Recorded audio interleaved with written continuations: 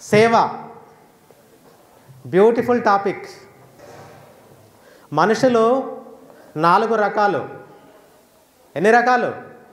4 రకాలు. మొదటి రకం సమయం ఇవ్వడు, డబ్బు ఇవ్వడు. సమయం ఇవ్వడు, డబ్బు ఇవ్వడు. రెండవ రకం సమయం అన్ని ఇస్తాడు, డబ్బు అన్ని ఇస్తాడు. వీడు కొంచెం పర్వాలేదా? Yes or no? కొంచెం పర్వాలేదు. మూడవ రకం సమయం ఇస్తాడు, డబ్బు ఇస్తాడు. మూడవ రకం. నాలుగవ రకం యావత్ జీవితాన్నే ఈ ప్రపంచం కొరకు ఇస్తాడు. అదే దైవత్వం. అదే దైవత్వం. అర్థమైందనుకుంటా 4 రకాలు.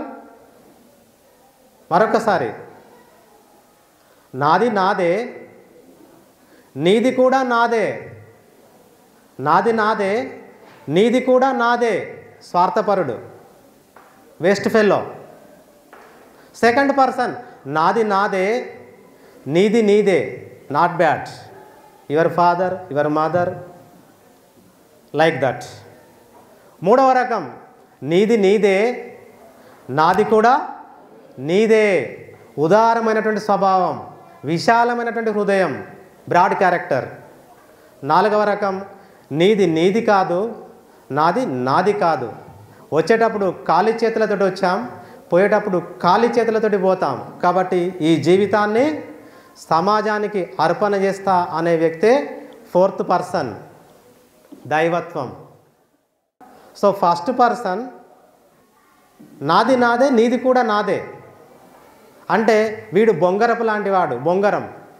బొంగరం తెలుసు కదా? బొంగరం తన చుట్టూ తాను తిరుగుతూ ఉంటుంది.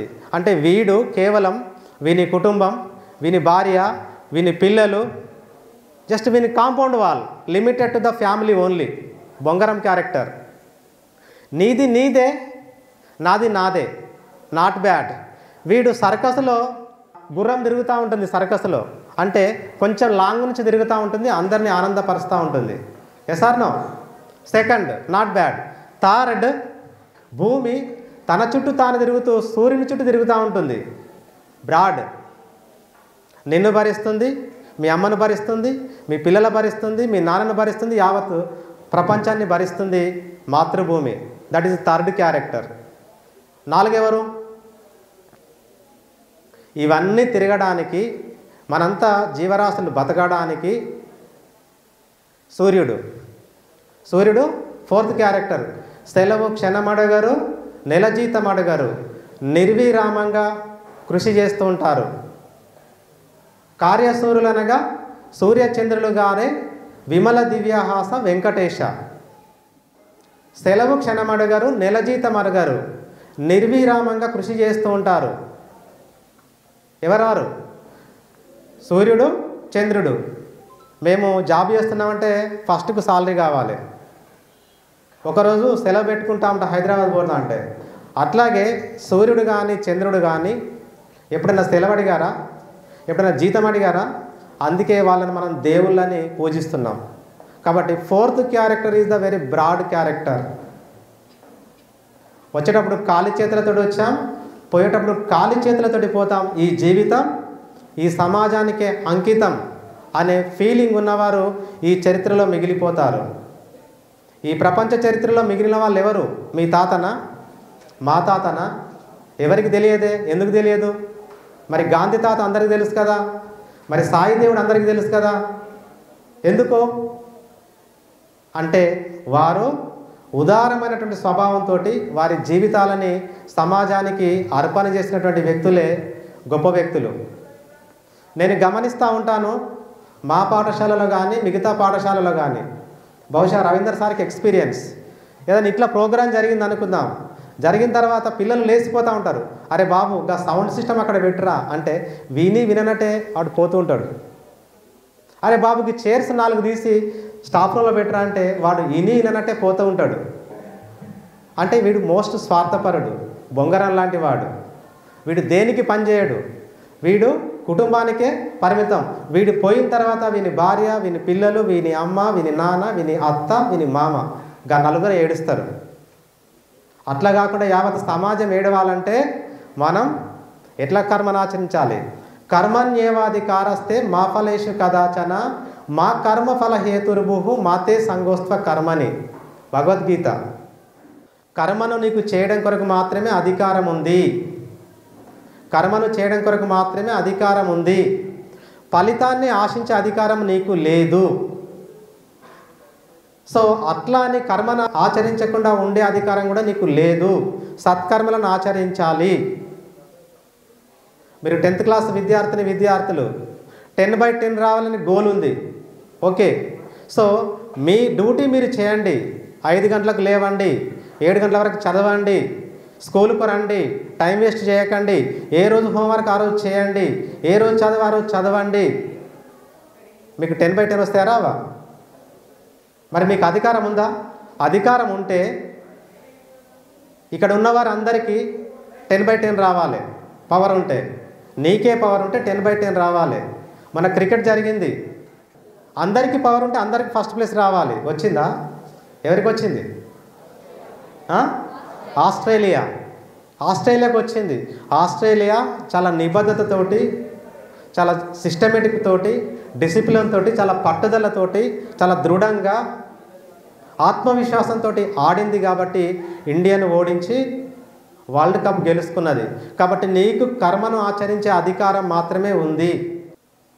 యోగస్థకురు కర్మాని సంగం త్యక్వా ధనంజయ సిద్ధ్యో సమోభూత్వ సమత్వం యోగ ఉచ్యతే, భగవద్గీత. బ్యూటిఫుల్ శ్లోక. మరి ఆ కర్మ మీరు ఏదైతే మీ గోల్ అనుకున్నారో, కొందరికి గోల్ వస్తుంది, కొందరికి గోల్ రాదు. అప్పుడు ఏం చేయాలి? ఆత్మహత్య చేసుకోవాలా? చచ్చిపోవాలా? అస్సలు వద్దు. 10th క్లాస్లో మ్యాథ్స్లో ఫెయిల్ అయ్యి మ్యాథమెటిక్స్లో ప్రొఫెసర్ అయినటువంటి వ్యక్తులు చాలామంది ఉన్నారు. మాకు తెలుసు టీచర్స్గా. మా డిపార్ట్మెంట్లోనే English school assistant Ashok sir అని ఉంటాడు. అతి కష్టం మీద బార్డర్ మార్కులతో ఇంగ్లీష్లో పాస్ అయ్యాడు. అతి కష్టం మీద. Now is giving the training to the district teachers, DRP. Yes sir? No sir? ఆ సార్కి తెలుసు, శ్రీనివాస్ సార్కి.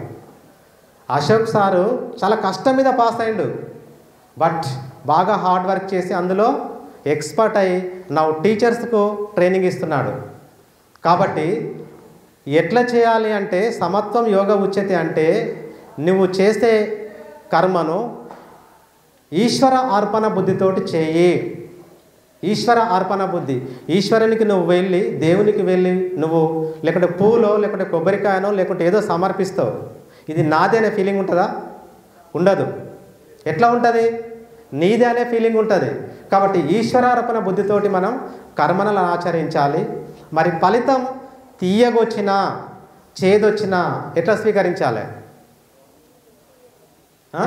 ప్రసాద భావన. ప్రసాద భావన. అయ్యవారు మనకు ప్రసాదం ఇస్తుంటాడు. ఇందులో ఈగలు పడ్డాయా, దోమలు పడ్డాయా, ఇందులో మణిలాలు ఉన్నాయా చూస్తామా? ఇమ్మీడియట్లీ ఇలా తీసుకొని ఇలా వెంట్రుకలకు రాసుకుంటూ పరమ పవిత్రంగా మనం దాన్ని స్వీకరిస్తాం. కాబట్టి మనకు ఫలితం అనేది పాజిటివ్ వచ్చినా నెగిటివ్ వచ్చినా ఆ విధంగా స్వీకరిస్తే నువ్వు గొప్ప వ్యక్తి అవుతావు. ఆ రోజు శ్రీరామచంద్రుడు ఒక మెసేజ్ వస్తుంది ఫాదర్ నుంచి. అప్పుడు సెల్ ఫోన్స్ లేవు. ఉత్తరం, బాబు you are the king tomorrow onwards. రేపటి నుంచి నువ్వు అయోధ్యకు రాజువు కాబోతున్నావు అంటే శ్రీరామచంద్రుడు ఒక్కసారి చెంగున గంతయ్యలేదు, ఆకాశం అంతా ఎత్తు ఎగరలేదు, ఐఆమ్ ది కింగ్ అని డప్పు చాటింపు చేయలేదు. ఏం చేసిండు శ్రీరామచంద్రుడు? Just smile. మళ్ళీ తెల్లారి ఇంకొక ఉత్తరం వస్తుంది. ఏమని? 14 years అడవులలోకి వెళ్ళాలి. అదే మనముంటే కింద పడుకొని కాళ్ళను గిలా కొట్టుకుంటూ ఏడుస్తూ అరుస్తూ నేను పోయే ప్రసక్తే లేదు అని చెప్పి పెద్ద పంచాయతీ. అప్పుడేం చేసిండో?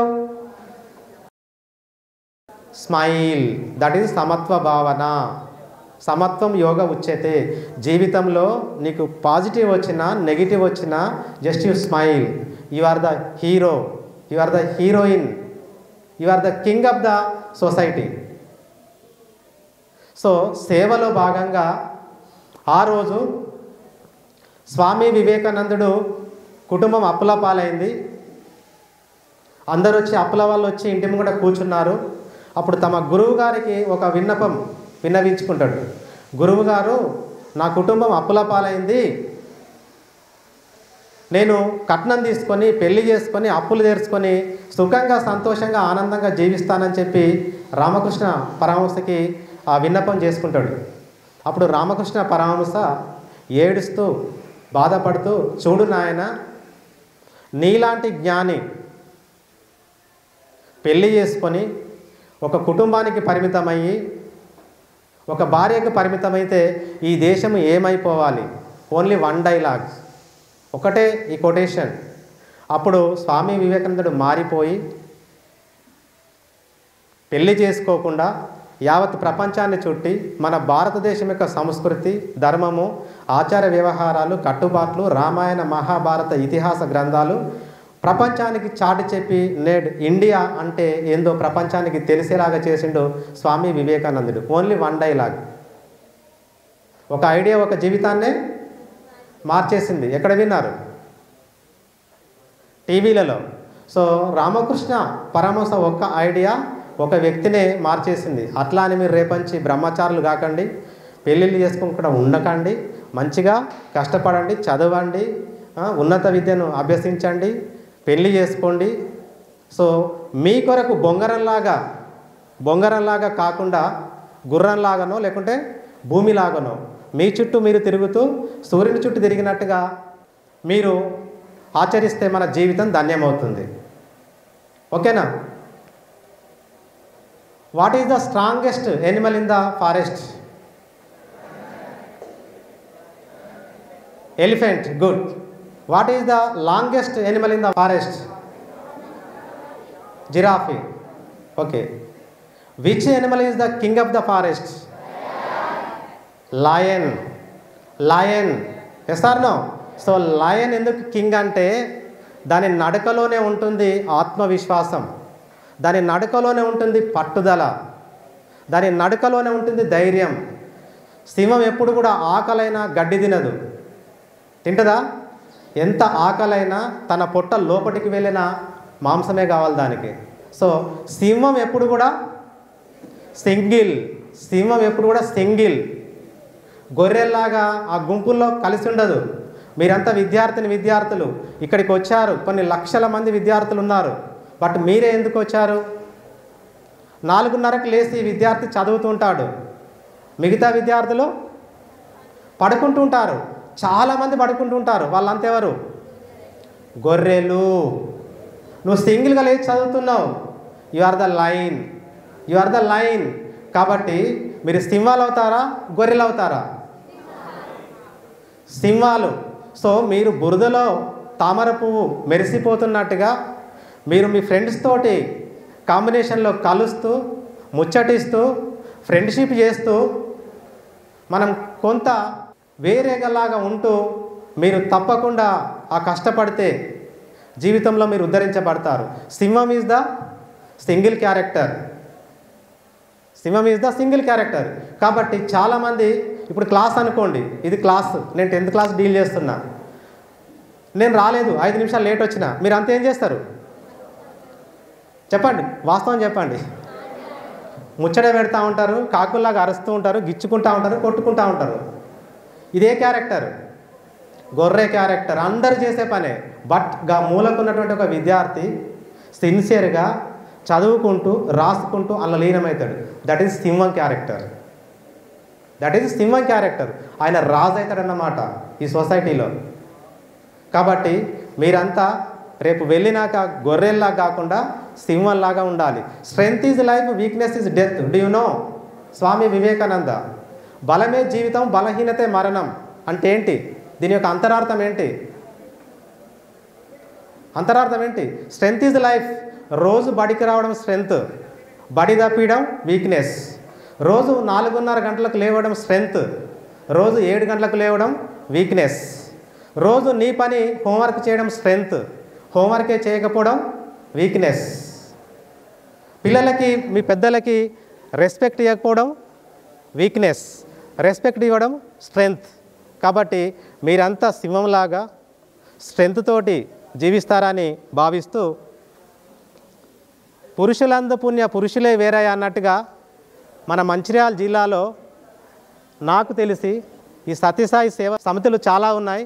సో మంచిర్యాల డిస్టిక్ హెడ్ క్వార్టర్లో చేయలేనటువంటి ఈ లక్షటిపేటలో ఉన్నటువంటి సత్యసాయి సేవా సమితి వారు సంవత్సరానికి కనీసం ఒక 4-5 ప్రోగ్రామ్స్, విద్యార్థులకు చదువు ఉంది, సంస్కారం లేదు. సో చదువుతోటి సంస్కారము నేర్పడం కొరకు కృషి చేస్తున్నందుకు ఆ సత్యసాయి సేవా సమితి లక్షటిపేట వారికి ప్రత్యేక ధన్యవాదాలు తెలియజేస్తూ నమస్తే.